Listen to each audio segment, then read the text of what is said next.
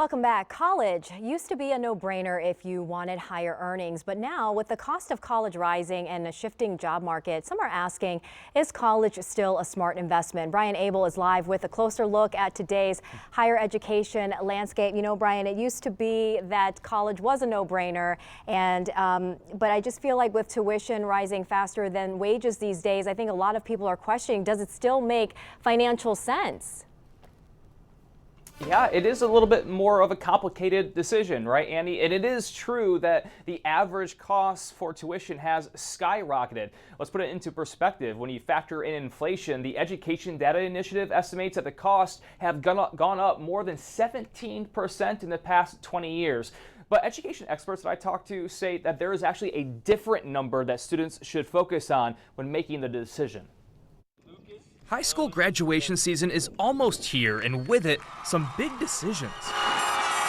We estimate that of 2026 grads, about 46% are going to head to traditional four-year colleges. Less than half, according to NerdWallet's analysis of federal data. Certainly a factor, the skyrocketing sticker price to go to college. U.S. News and World Report cites the 10 most expensive private colleges in the U.S. all have annual tuitions and required fees over $73,000 per year. That's not including books, supplies, or room and board. But that's likely not the true price, according to experts. Most people do not pay that amount. Instead, experts say, focus on the net price, factoring in financial aid. Funds that you do not have to repay. So that's going to include grants, scholarships, and programs like work study. Another factor when asking, is it worth it, is the return on investment. Economics professor at Wellesley College, Phil Levine, says it's an investment decision. And while nothing is guaranteed, there's a high probability of success. We're talking about hundreds of thousands of dollars over the course of your life of higher earnings. But experts also stress that college or no college is a personal decision,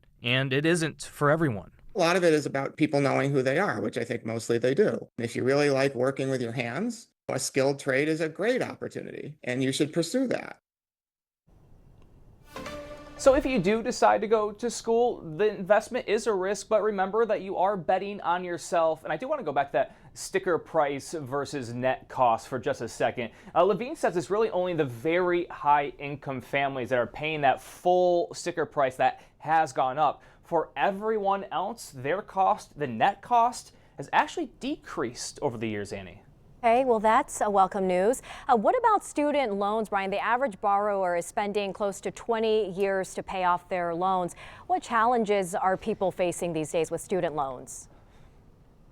Yeah, there really is a risk here too, especially if you're in a position where you can't pay those loans back, but it's also still the backbone of student lending, experts say. And there's a reason for that because they still offer protections that private student loans do not. And there's another advantage. Everyone gets the same rate based on what year you are applying. So you don't have to worry about your credit score, your credit history, especially for young people that are fresh out of high school that may need a co-signer in order to qualify for a loan. You don't have to worry about all of those factors. All right, great report as always. Brian Abel, thanks so much. See you soon.